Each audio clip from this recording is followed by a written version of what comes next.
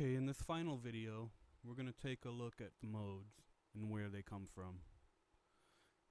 Basically, every interval of a scale has a chord that is built from it. By building each of those chords up to their maximum, such as 13th chords, each note of the chord actually provides you with the interval map or the formula that will create any given mode. And the way that chord or arpeggio sounds will give you a general idea as to what the mode will sound like. So, let's take a look over here. Alright, we want to build a 13th chord from C major. So, we got 1, 3, 5, 7, 9, 11, 13, alright? So let me change these to 9, 11, and 13. Okay, so if we look over here, we can see that 9 is 2, 11 is 4, 6 is 13.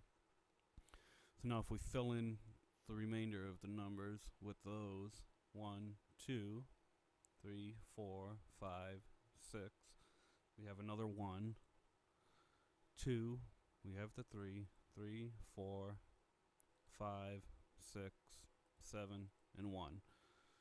So that arpeggio actually builds the entire scale. Okay? Now if we have just the C major here, 1, 2, 3, 4, 5, 6, 7, 1, 2, 3, 4, 5, 6, 7, 1, and I'll throw the other 2 on there. Okay? So if we need to know the interval map or the formula for any of the other modes just from this C, we just change our root. Okay, so our root right now is C. If we want to know what the formula or the interval map for the D Dorian is, change it to this root and it'll change the numbers. 1, 2, 3 flat, 4, 5, 6, 7 flat, 1.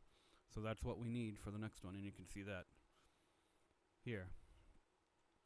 And again, this will build an arpeggio. So 1, 3 flat, 5, 7 flat, 9, 11, and 13 will be the arpeggio. Alright, so let's go 1, 3 flat, 5, 7 flat, 9, 11, and 13.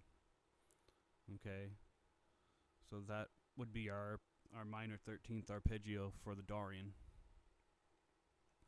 And again, if we need to find out what the next set of numbers or the formula interval map for the Phrygian is, again, just change the root right there.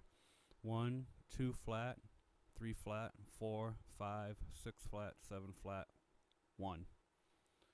Okay, so now we've got 1, 3 flat, 5, 7 flat, 9 flat, 11, 13 flat. That would be our 13th arpeggio for that one, a flat 13. Okay, so that's the general idea. And now, if we fill in the numbers for each of these, okay, so here we had 9, 11, and 13.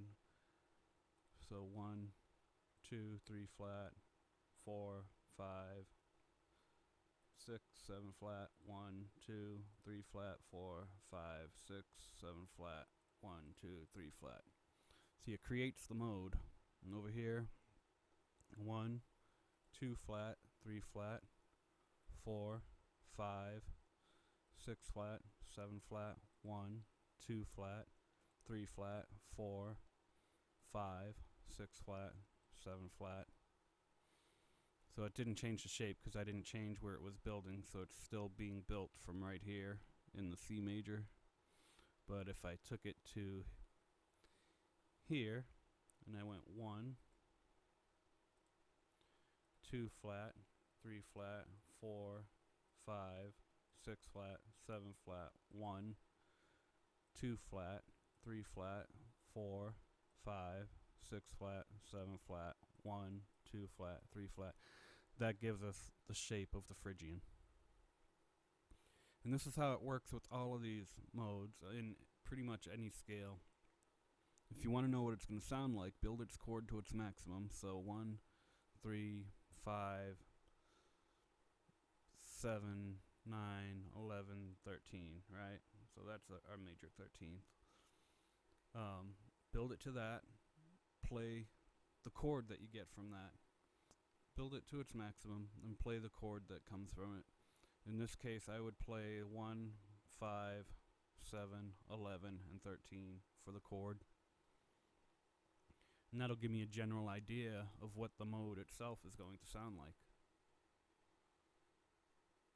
So I hope that helps and explains a bit about the modes and kind of where they come from and how they're built. Alright, so that's going to wrap it up for this volume in the course. In the next volume, we'll be digging a lot deeper into this stuff. We'll see you there.